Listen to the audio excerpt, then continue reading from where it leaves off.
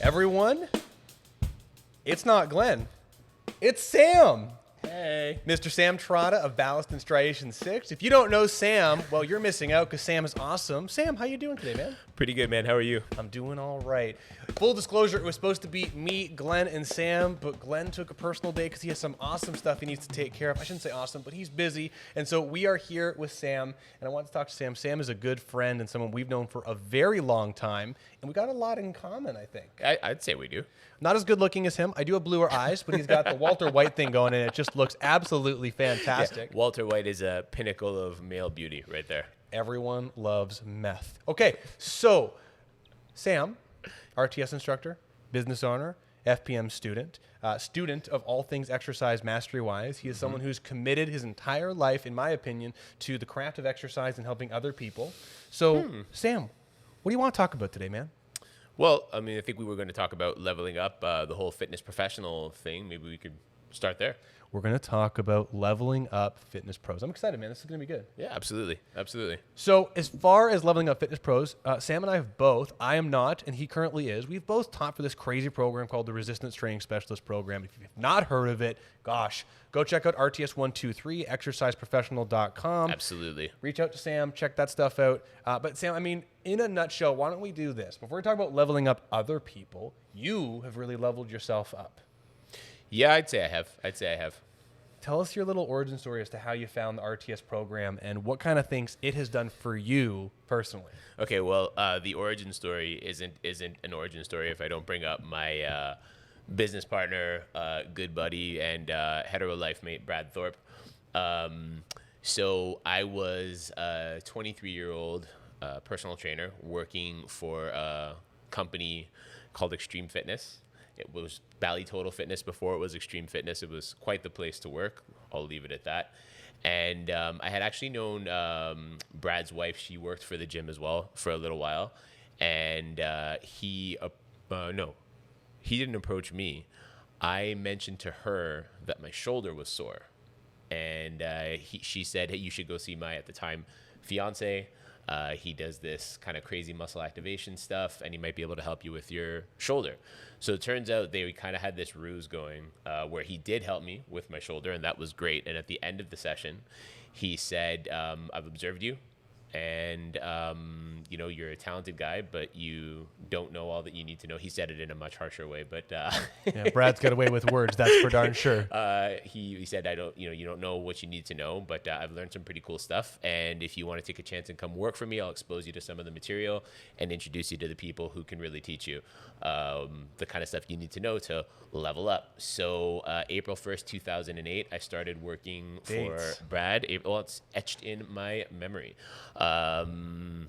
April 1st, 2008, I started working for Brad. July, whatever the weekend after the Independence Day long weekend was in America, I flew down to Oklahoma for my first RTS mastery class, and I've not looked back.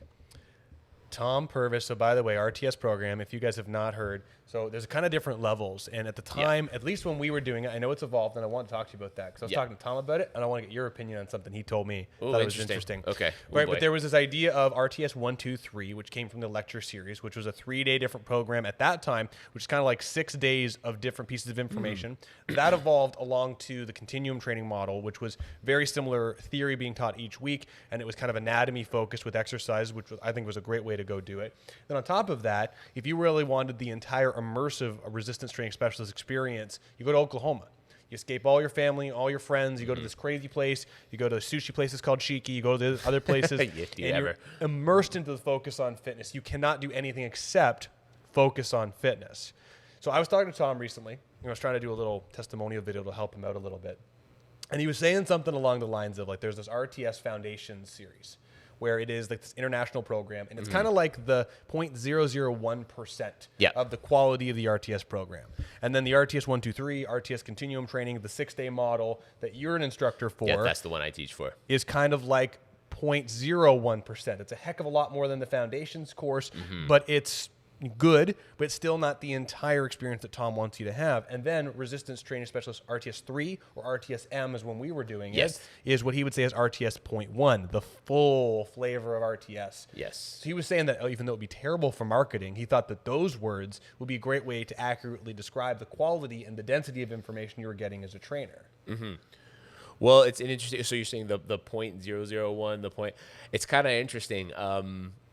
I'm not really sure what to say about that, to be honest with you. I think one of the things I love about Tom is he's always testing out new concepts and new ways of explaining things. And one of the foundational things that we sort of try to put forth in RTS is that delivery is so key if you're an exercise, and it's in the context of being an exercise professional, and the way you deliver your exercise advice and instruction to people, and how it's so important. And I think there's a really significant extrapolation that can be made from that when how you market a product, a service, a course, whatever it might be.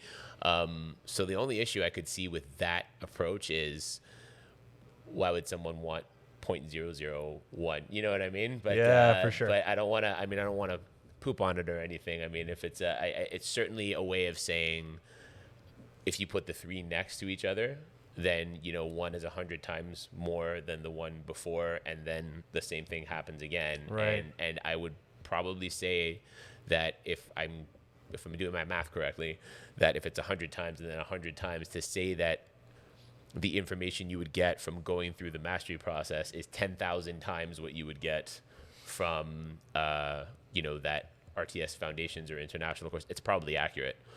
Yeah. So it's not a miscommunication of any sort. But we are in a marketplace where people want the most that they can get from every course that they take. And I understand that, because people want their CECs and they want to continue to have their certifications to be valid. So how do you communicate, that you are going to get a lot? I mean, the people that take RTS2, or what used to be called RTS 1, 2, 3, once they have a hold of that information, it's powerful. It's powerful, and it's not nearly the same level and depth of inquiry and all that sort of stuff that you'd get from the RTS3 stuff. But it's very powerful, and it can make some tremendous differences in how you deliver and how you implement exercise in your clients' lives. So I ran off screen for a second while Sam was talking, because sort of threw me off a little. What's going on there? Piecing out. No, you said something, and I want to ask you a question that I asked McMillan one time, and I want to get your thoughts on it. It's so funny because the thing is that this manual from the original lecture and practical series, I got this from Mario, because he took it right ages ago, and this was the book that I studied from to start working at Persicini Fitness. Okay. So for me to work at Persicini, I was an 18-year-old kid who was becoming a trainer. I got certified in Camp Pro, and they said, but you also have to pass our test. They said, you got to study from this, and I had to know what closed pack positions. I got to watch all of Tom's DVDs in the child mining room over there. Oh, that's and then fun. maybe do their own little test. And I thought it was just normal. Right. Like, you need to know what a moment arm is. You need to know what a closed pack position is. So I studied from this for years. That's interesting. That's cool. Then from that, I became like a pretty okay trainer at the facility. Sure. And then I took RTS 1, 2, 3 by Peter, and I was just like, what the fuck? It was just mind totally another level. And then RTS Mastery, same kind of thing, Yeah. took it to a whole nother level. So I asked Charlie this, and he did not answer, but I want to ask your opinion. All right. If you could educate 1,000 trainers to be moderately well, 50, 60% competent in the information, or you could educate 10 trainers to be 100% perfectly sharp mastery mindset and superstar weapons, would you rather have 1,000 60%ers or 10 100%ers? 1,060 percenters. Interesting. Why? I'd rather have 1,060. Well, both are valuable. Let's not, I'm not saying one is I'm not saying that the 10 100%ers are of zero value. When you get to that 60% point, you can make a tremendous difference for a whole wackadoo of people. And admittedly, no, I'm not going to go with that train of thought. You can make a tremendous difference for a whole whack of people, and there might be some people that you come up against that you might not be able to handle.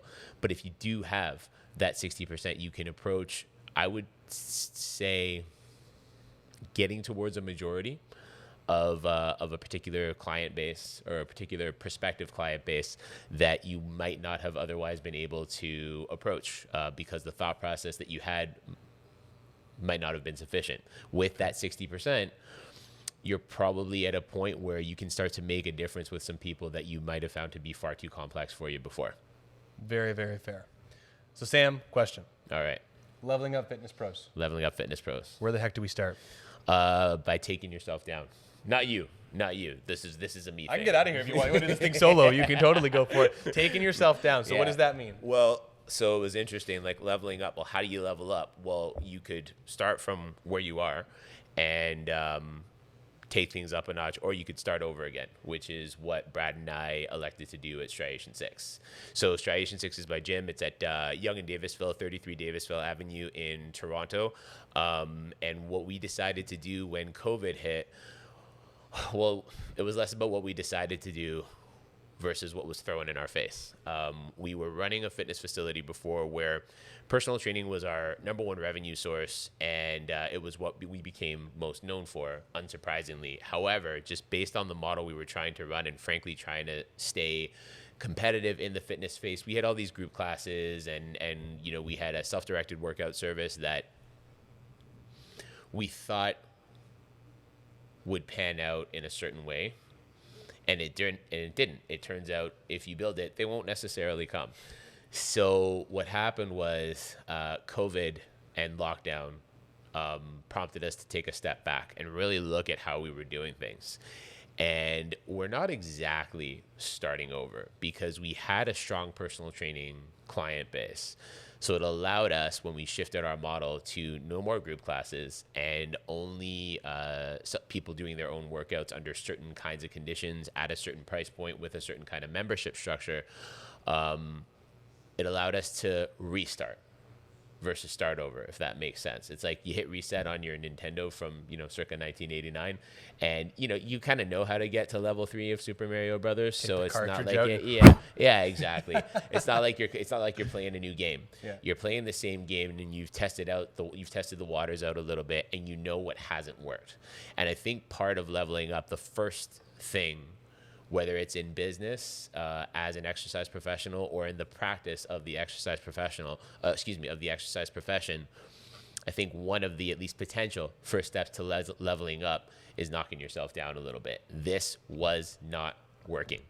This was absolutely not working. And thankfully, and unbeknownst to me, you and Glenn and Taylor were launching Fitness Pro Mentors, which has been massively helpful in terms of communicating our message in a professional and a succinct way to a client base that we want to attract. And it looks like this model, which is a membership-based model that is primarily driven by personal training, it looks like it's going to be sustainable, and it looks like it's going to be successful, not just business-wise, but lifestyle-wise. I mean, I have a 5-year-old daughter who I barely got to see when things were the way they were before. I don't mind working long hours. I still work long hours. I'm up at 4:15, 4:30 every morning. I have my first work-related thing at 7. I get my workout in and sort of my day prep before that 7 a.m. time slot, and I usually work till about 5. That's a 12-hour day. Long right? day. That's a 12-hour. It's a long day, but it's a great day. It flies by like that. It includes a workout. It includes some judo and jiu-jitsu. It includes working with clients. It includes study groups. It includes, the finding strategies that we've gone over in Fitness Pro Mentors. Finding, it's a big deal. And it includes taking measures to level up not only my own exercise practice and not only my own business practices as an exercise professional, but actually setting the stage so that the people that work for me, I've got, so let's not include Brad because I don't want to say Brad works for me, but excluding Brad, I've got 5 or 6 great trainers, great exercise professionals that are also looking to level up, that are also looking to succeed in this kind of new normal, this post-pandemic or intra-pandemic world. And I need to set the stage for them to succeed with systems to actually put qualified clients in front of them and for them to actually do their best work. How's that for leveling up? I love it. I mean, you need the right product at the right price at the right time for the right people, and it needs to be able to scale without you. And if you can do all of that by having an amazing team of people who are competent and passionate and challenging themselves and are like-minded like you. This is my favorite thing. It's one of my analogies from the Leaders Mastermind program. Is I constantly talk about personal training teams and businesses, frankly, in my opinion, but more service-based businesses, hair salons, training, massage studios, is you have this team of Avenger-like people where Sam and I, even though we have very similar educational backgrounds, we have very similar experiences, we are both very different people. Therefore, if we were put on the same team to work together, we would do very different things with the same mindset.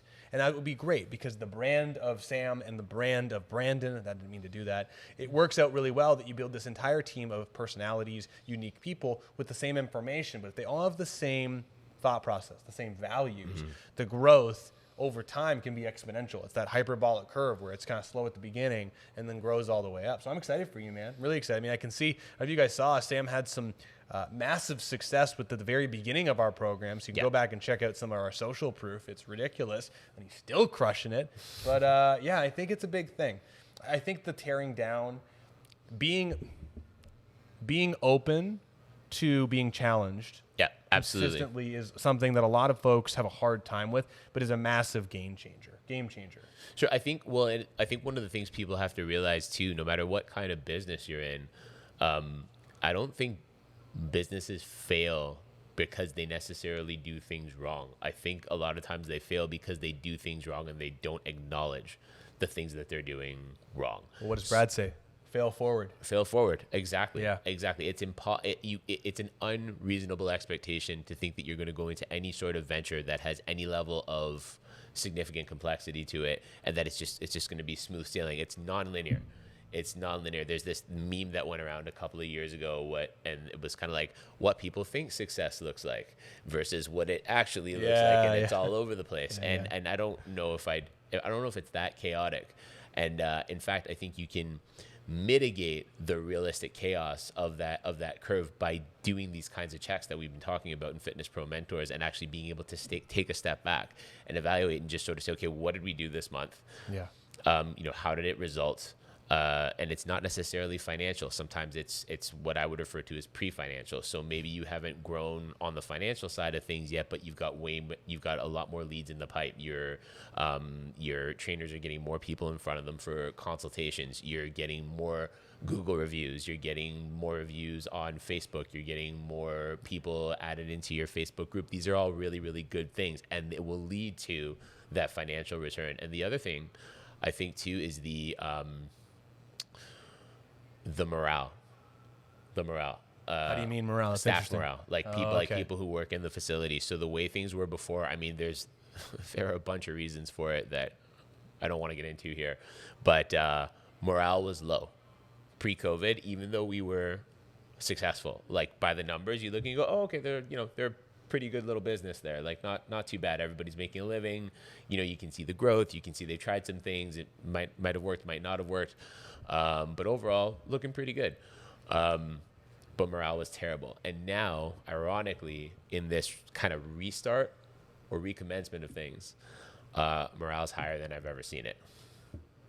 What do you think the game changer is morale-wise? By the way, before you answer, if anyone's watching this live or you're watching this in the Fitness Pro Mentors Facebook group, please comment, please say hello, ask questions for Sam. We'd love to get some real-time questions for you. By the way, if you're listening to this in the future, we go live, Exercise Titan interviews like Sam McMillan, Tom Purvis, every Friday, and we got a huge lineup to finish off 2021, so we're really excited about that. But Sam, what is it that you think that really made that morale boost in your team happen? If I'm being honest, His good looks. Obviously. Humble pie over here. Obviously. My constantly changing facial hair. No, I think what made it happen was me putting my foot down on certain things and just saying, I am not willing to accept this anymore. Furthermore, I am only willing to accept this standard for myself and for my staff going forward. So one commitment, for example, that I've made to the trainers that work for me is you will not do work for free anymore. Meaning no more free consultations. If someone is serious about personal training, they'll be pre-qualified as someone who's serious about personal training. And one of the things that will pre-qualify them is that we have a 5-step consultation process that we've implemented recently, and it's paid. It's paid at a slight premium compared to the single session rate for the exercise professional that they're working with. And if someone says that's not something I'd be willing to participate in, red flag. Okay, I bet you can get, and I wouldn't say it in this exact form, but I bet you can get a free consultation down the street at one of the big box gyms, and go right ahead. Absolutely. Hey, so by the way, we got someone really quickly. Okay. Great interview hearing how COVID push has made everyone reach outside their comfort zone to try something different, to change to a new, different reality. Oh, thanks. Yeah, no, Appreciate Sam's crushing it, and I mean, I have a lot of respect for people like Sam and many others that where COVID has really challenged people to go outside their comfort zone and make some amazing things happen. Absolutely. And you're doing it. The team's doing it. Absolutely love it, man. So, I mean, I want to kind of like shift gears a little bit on the Leveling Up Fitness approach, Sure. if you don't mind. It's totally different. Sam and I both have gone to Oklahoma and tested out with Tom. And I thought it'd be a really interesting story to hear. You were just telling me downstairs. We were sitting downstairs looking out at the Nautilus Compound Row, the Nitro Row, Yeah. geeking out about it. Hey, give me a little test story. Tell me something about your testing experience with RTSM. Sure. So the test format for RTSM has or RTS3 as it's called in its current form has shifted and changed a bunch of times. When I first got into the program, I had heard from Brad, who was the 39th ever designated RTSM. I was 65th. And I know this because 39 divided by 65 is exactly 0.6, hence striation 6, one of the weird ways 6 comes up. Anyway, like it's just kind of weird, right? Anyway, it's exactly 0.6. Like it's exactly 0.6. Anyway, I had heard that it was an 8-hour one-on-one interview with Tom. And by the time I so I started with the RTS Mastery Program in July of 2008, and I tested in June of 2009, almost a year later. And and it was pretty intensive. I spent that whole year going to Oklahoma, going to what was then called Force in the Nervous System with Jacques. I did a cadaver course with Joe DeAntonis in Pittsburgh. Awesome. I did the MAT Jumpstart program taught by Peter. It was Peter Chasson, the late Peter Chasson. It was a great year. It was an expensive year, but it was a great year. And by the time I got there and I got to the testing process, the way the format worked was it was a 4-hour-ish or up to 4-hour one-on-one interview with Tom, and then an up to 4-hour group practical where we actually went to the floor at Focus on Fitness and did the practical side of things. So breaking machines down, setting up people for exercise execution. And we were an adamant group. My friends Chat and Holly were testing with me, or I shouldn't say it that way. We were all testing together, and we were such an adamant group. We kind of, during the practical, Tom would ask one of us something, and everybody was so enthusiastic, they'd kind of be talking quietly under their breath, sort of answering the question for the person who, and nobody meant anything negative by it. It's just that combination of nervousness and unbridled enthusiasm. And finally, we got to the Nautilus Compound Row, and I actually got the chance to, so totally easy machine at that time. But I remember breaking it down and I nailed it. Breaking down the mechanics of it, and I nailed it. And the best part was Tom I think basically said, like, just in his calm, cool, collected, but encouraging and enthusiastic way, "Yep, you nailed it. Okay, let's keep going." And so it was just I don't want to call it antithetical, but in fact it wasn't antithetical at all. It was exactly what I had come to expect from the learning experience. Like, "Yep, you nailed it." Done. He's not really like one for accolades, but he's certainly one for letting you know you got to rethink it. Here's the thing, though. He is one for accolades in a more private setting. Yeah, so when things get a little more social, Tom's a mentor. He's a friend. He's one of my favorite people, because when you get him either one-on-one or in a more relaxed setting that's outside of the classroom and outside, it's the break from the professional side of things and the educational side of things. He's so encouraging. And I remember my second weekend. So I guess it was at the time when RTS science was 1 weekend versus 2. That's how old I am. And So I think it would have been the Trunk and Spine weekend. We were out at Shiki, the legendary Shiki sushi place, on the Saturday of the course. And I might have had a couple of glasses of wine at the time. And I went up to him and I started, not blubbering, but I started going on about how I really appreciate what he does. I love you, man. And just like, I love this. And I really, really appreciate everything that you're doing. It's completely changing my life. And he grabbed my shoulders and he said, I'm not, can I swear on this podcast? Sure. He said, I'm not doing fuck all. You're doing it. You're paying to come see me. You're putting the knowledge in place. You're committing to this process. This is you. Stop fucking thanking me. Thank yourself. And that's Tom in a nutshell. Yep. Like really quick funny story with me and him. I don't know. I think it was my second weekend down there. I remember it was he introduced the exercise mechanics science. So I did RTS Science 1 and then all the extremities. And then a month after he did the new Science 2. Cool. So it was the second weekend. And I remember it was the first night we got there. We did the full Thursday. We went out to Shiki and dinner. And at that time, I thought I was a bulking bodybuilder. So when we finished, I went to the Little Caesars or whatever it was and got like a little ready-made pizza. I took it back to my room. It was like 9:30 and I'm sitting there like eating some pizza, watching. I'm about to go to bed for like 10. And then my phone rings in the room, in the hotel. And I pick it up. He goes, hey, what are you doing? I said, nothing. He goes, you coming? I said, where are we going? He goes, doesn't matter. I'm like, no? Okay.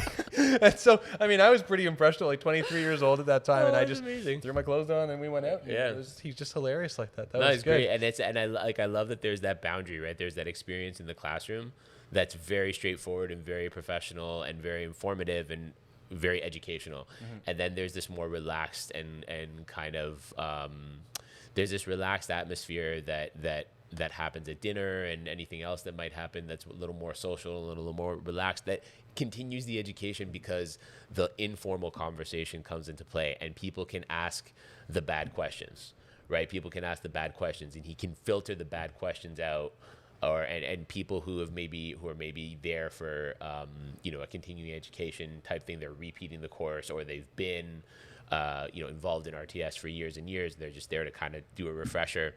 They can help filter out the bad questions. And without the classroom and the pressure of kind of everybody hearing what you have to say coming into play, there's that setting where you can ask the thing that you were afraid to ask and maybe be shut down, but it's good that you're shut down there. Yeah.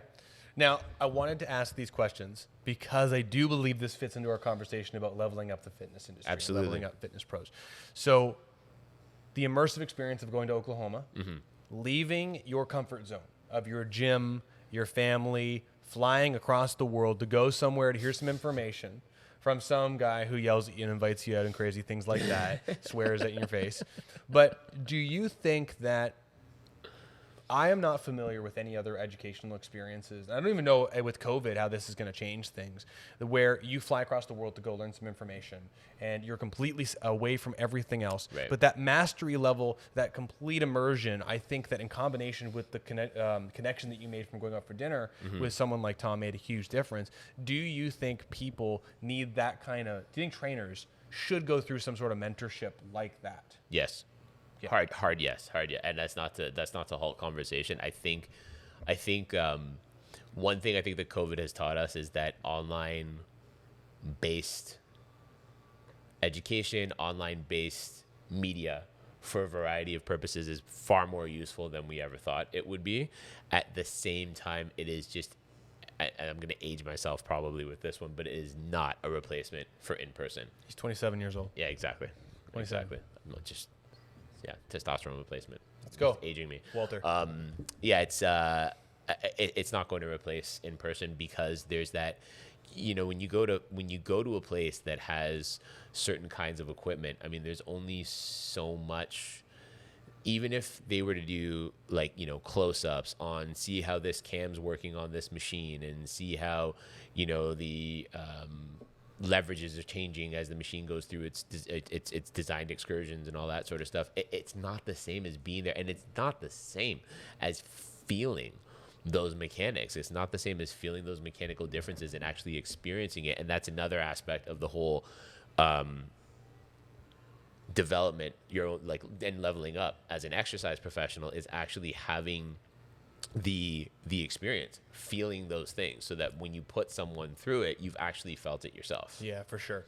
I mean, I think it's the same even with our mentorship. I noticed that we do these live weekly calls. And when people actually attend the live experience and are experiencing it, they feel the emotions, they feel the energy, how much they remember, retain, and engage and employ is totally different than if they just watch the recordings. Yeah, and absolutely. we were just talking about this in another context, but I think that you can watch information on programs like RTS and MSS and Fitness Pro Mentors, and you'll learn some stuff. And that's fine. But I think that the investment of the full immersion experience and being live and being present is just a game changer. Well, especially too, like when you're talking about cueing, touch cueing and things like that. I mean, how can you learn touch cueing from an online format? Computers, robots? I guess, yeah. I mean, listen, I suppose it's not completely impossible. If depending on how far Elon takes Neuralink, maybe we'll be able to have, touch cueing programs where it can just be, a Tesla bot can just come and, you can feel the fingertips right where they're supposed to be on, to Tesla bot's happening, man. It's going to happen. Prototype next. Oh, no, it's happening. Go watch Tesla bot later. Oh, no, he announced it with the guy in the suit. It's happening. I believe it. But I like that. I get we're getting kind of zany here, but I mean, that's part of the point, is that I think there are certain aspects of exercise and how to deliver exercise that they just can't be fully learned online. I think the online content that Tom has produced to get the foundational material across for RTS2, or for anyone who's looking to immerse them. Actually, I think it's for RTS2 and 3, to really immerse themselves in that information is great. And the video format is great because you can scrub back and forth. I learned that scrubbing is the replacement for rewind and fast forward. So old, but you can scrub back and forth. And if there's a point you don't get, you can try to watch it a bunch of times and maybe even send an email and all that sort of. Actually, don't send an email, but there's there's opportunities to watch and rewatch and review, which is another really key thing. And for a lot of people, the video format might be easier than seeing it in a book and having to reread. Literally having to review and review might be a more helpful thing. It's not complete without that in-person experience. Completely agree.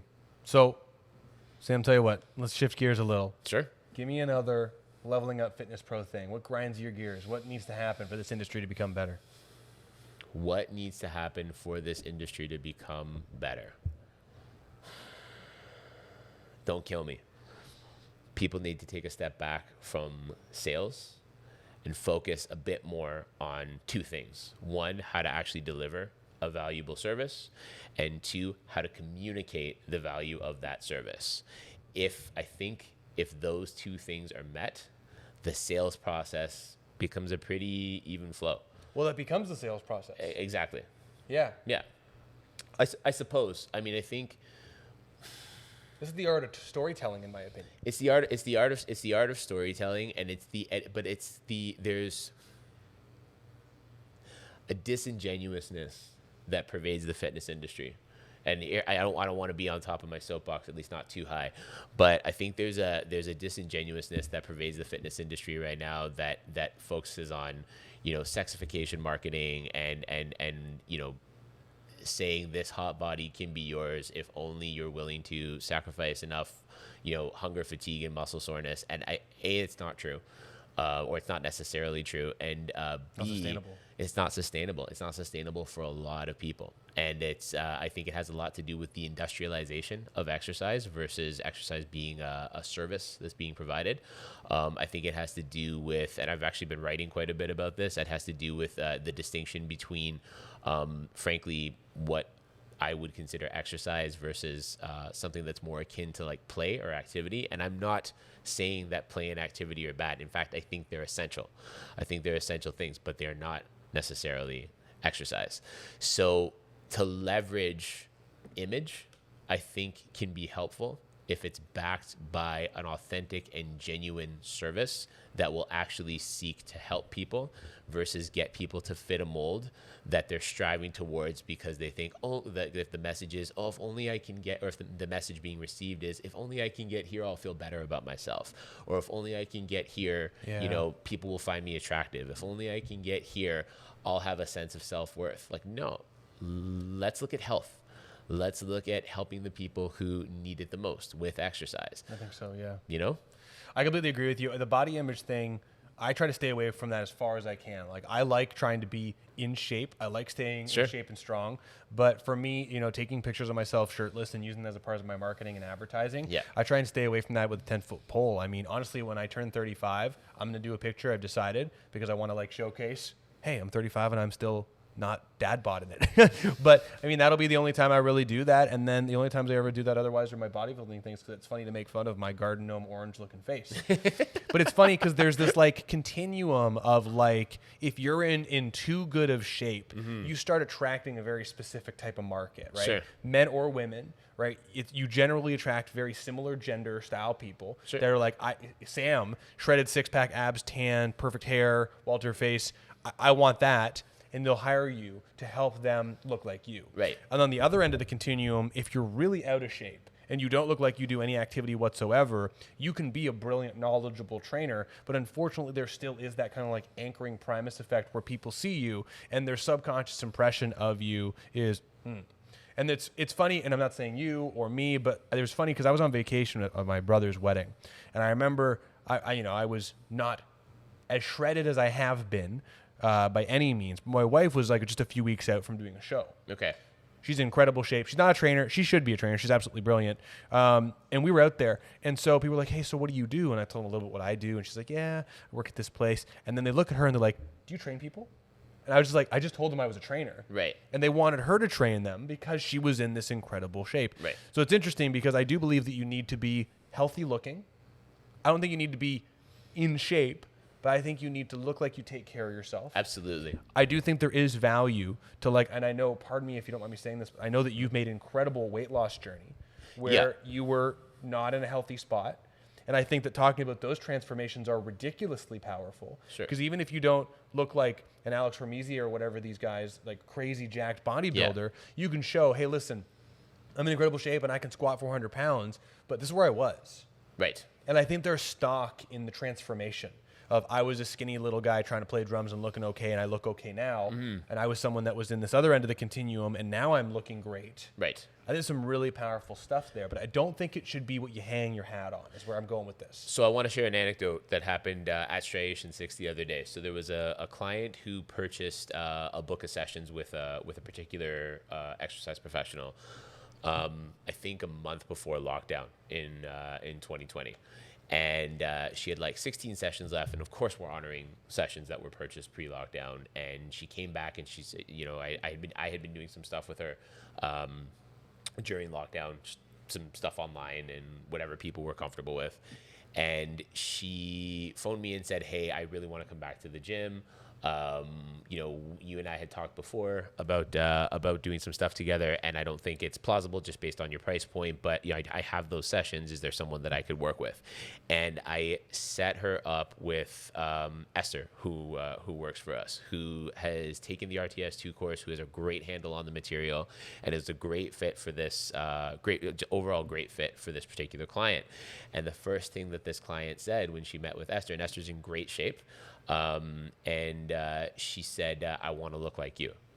And this woman is, and she said it sort of half jokingly, this woman's in her 60s.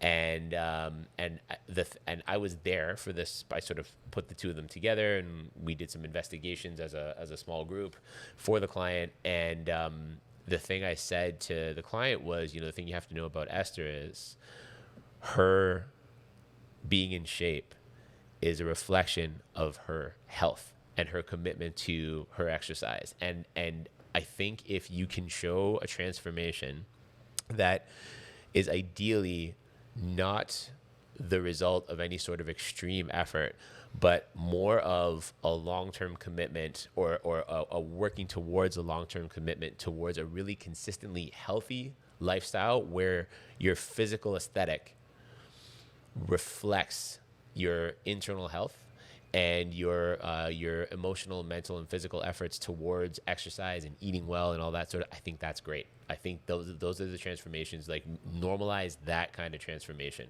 rather than the 6-week, I did something extreme sort of thing. And openly, like I know a couple of people who work in the coaching space, and they do these kind of cool 6-week challenges with clients who are already in the process. So they'll say, hey, you've been doing this for a while. Do you want to push it for 6 weeks and see what you can do for 6 weeks? I think that kind of stuff is cool. There's a bunch of coaches I know that do those kinds of transformations with a lot of integrity. A lot of the times, though, those quick fix transformations that hold value in people's minds, I think, are misleading because they're reflections of efforts that are not sustainable. And that, I think, turns into the business models, because I think that with those kind of models, I mean, this is where you see rapid growth in people. They're like, I just made 10 grand this month in 6-week packages. Yep. But then because it doesn't have the heels, it doesn't really have the weight to continue going forward, people realize that they're not going to get that. And it's not a 6-week process. And that's where I love the models that we're doing more so now, totally. And really focusing on using this knowledge that we have, that we've learned, to help people have higher quality lives. Because I think that no matter if someone's still in a bit of pain or they have an advanced disease, as long as they're medically approved for exercise, if you create programs to help them progress and do more with their life, they'll stick with you indefinitely. Right. But if someone's with you just to have better looking glutes, that may not happen. I'm not joking, but that might not happen tomorrow. It's true. And if it doesn't happen tomorrow and they have a bit of an eating thing and they eat some pizza once in a while and their glutes are not, and they're like, this is still, I got the high Helens under my arm, they're going to just find somebody else. No, this is I love how many nicknames there are for that thing, the high Helen. I had a client named Helen. Right. And her friend was someone that had a little extra under the arm, and she would always go, hi, Helen. And the bottoms would, anyway. Yeah. I grew up, my background is half Jewish, half Italian, and a lot of my Jewish friends call this the booby bye-bye. Which to me is just like, but I know some ripped boobies now, like 60's the new 40. I mean, 70's the new 40 for some people. Bodybuilding boobies. It's unbelievable. Bodybuilding boobies is a thing. It's really a thing. Now, on the bodybuilding boobie, I think this might be a great time to slowly put a pin in today. Yep. Sounds good. But I do got to ask Sam something. And we prompted Sam, Glenn and I, and we said, hey, when we get to the end of the show, we're going to talk about something called Pick of the Week. And Sam said he's got 78 picks of the week. So I'm really excited to hear all of them. So, Sam, it's one of my favorite questions to ask. I love asking Glenn. I love hearing about what he's working on. I love sharing things I'm excited about. I almost said Glenn. Sam, what is your pick of the week? Okay, so I have two. I think I pre-warned you that I have two. He's got two. My first pick of the week is something that I've, I guess, re-implemented. And I wasn't doing it for a long time. And man, am I glad to be doing it again. Eating breakfast. Eating breakfast is definitely my first pick of the week. What a shift. I was doing for a long time, I just wasn't hungry in the morning. And I'm reading all this stuff about the benefits of intermittent fasting, and I don't know how much of it is legitimate and how much of it isn't. But either way, the principle made sense to me. If you're not hungry, don't eat. Okay. So then I started getting hungry. And I thought, well, if I am hungry, let's eat. So I've been starting my day. I have one beef meal during the day for sure, but that's a little much at 4:45 in the morning, especially when I'm going to the gym. So I start my day with a couple of scoops of a protein supplement that I use I've procured contraband raw milk, which is that should be a pick of the week because raw milk is the bee's knees. It's awesome. It's awesome. We're live. Yeah. That's great, man. Cool. And my second pick of the week. So I'm the type of person that I like lists. I like organization. One of my challenges that I have to really be into if I want to keep it under control is I like productivity related things. Yeah, everybody does, right? But if I'm not careful, I get so into organizing how productive I'm going to be, I actually cease to be productive.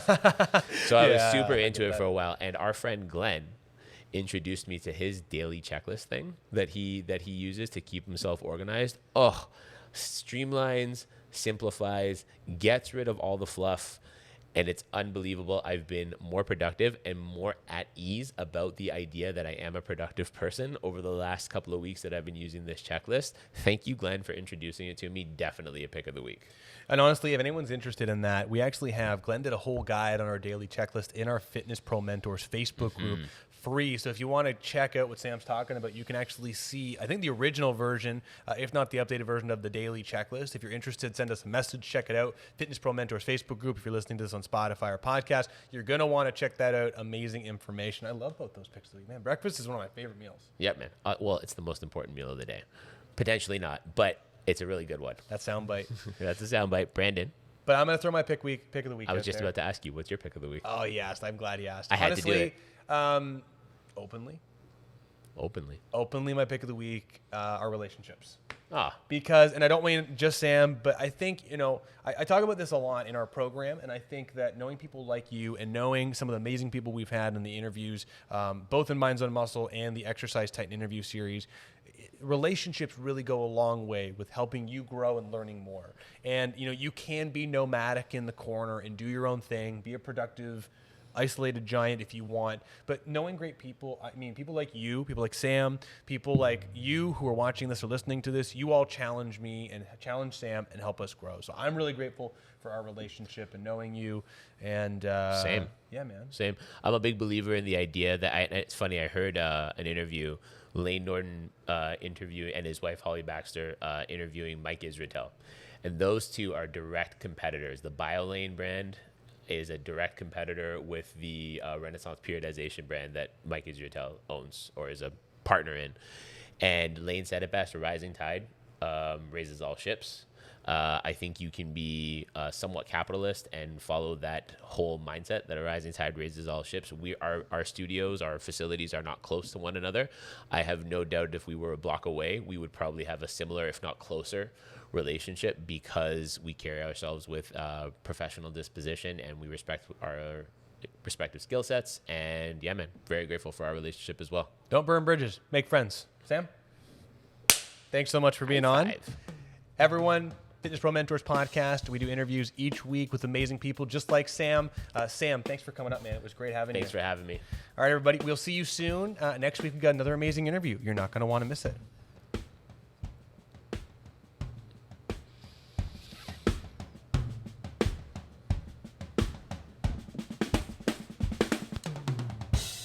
Bye, Sam. Bye, buddy.